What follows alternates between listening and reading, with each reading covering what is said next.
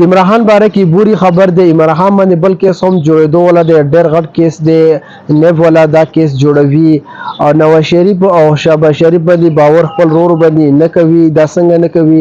یو دغه ټاپک تاسو خبره کوي، دا ویډیو وګورئ.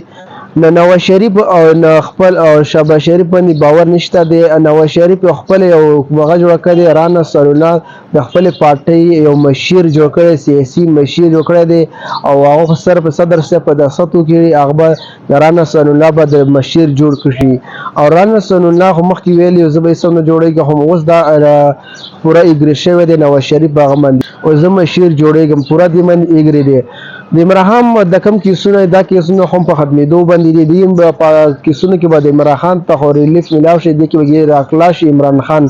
اوس دا کوم کیس دی، دا غټ کیس جوړېدو ولی نیب والا دا وایي د عمران خان دا کوم کیس غیر قانوني 57 سیزونه خرڅ کړي دي او دې خلاف نیب والا پوره کاروایی شروع کړې ده. د نیب 57 سیزونه چې خرڅ کړي دي عمران خان اډېله جلې هم ورکوي غواړي چې موږ پوره د انویسټیګیشن وشي د عمران خان سره کې میلاو شو. نو د نیب والا دا کوشش کړی دی 57 سیزونه، نو دا هو ډېر غټ سیز دی، نو یو کیس هم نه دی، بیا 57 کیسونه دي چې د عمران خان باندې وشلو. خو بیا راخلاصېدو باندې تاسو څه وایئ؟ نو مالدا ویډیو تاسو شریک کړم، د ویډیو کتل ډېره مهرباني، والسلام.